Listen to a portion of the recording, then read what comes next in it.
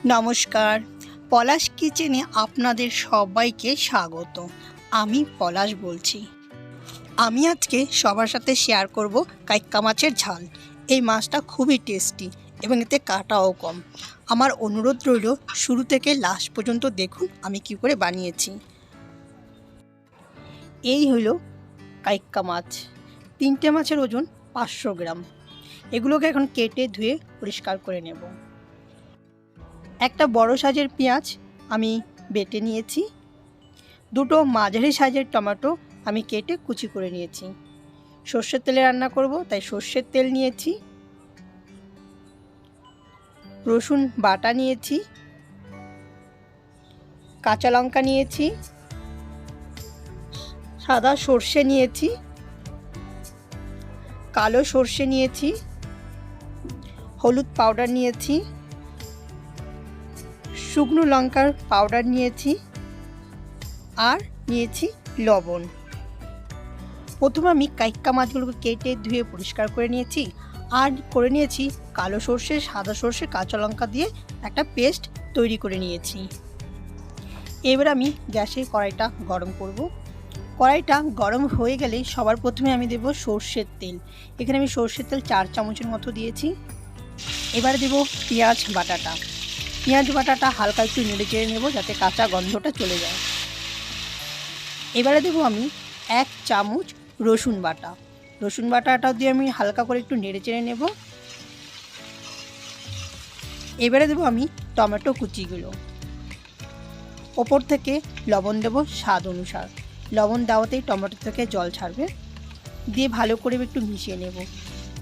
এবারে আমি দেব চায়ের 1 চামচ হলুদ পাউডার, 2 চামচ শুকনো লঙ্কার পাউডার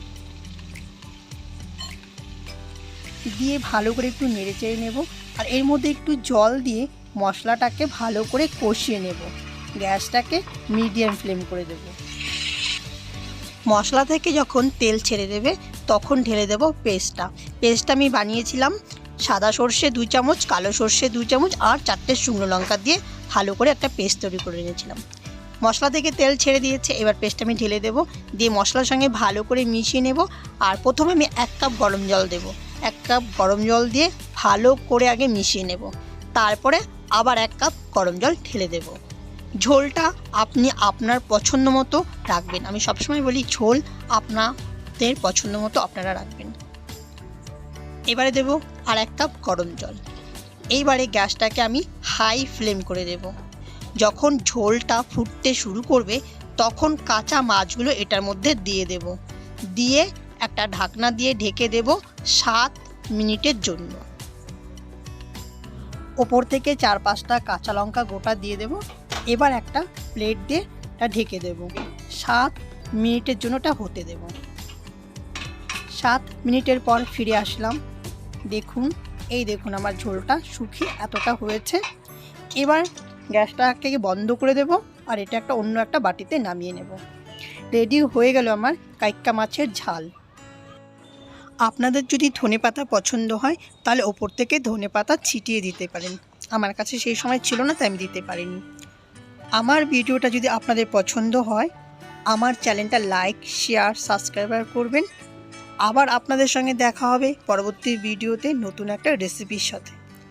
পুরো ভিডিও দেখার জন্য আপনাদের অসংখ্য ধন্যবাদ। ওকে ফ্রেন্ড, টাটা। এইভাবে আপনারা পলাশ কিচেনের সঙ্গে থাকুন।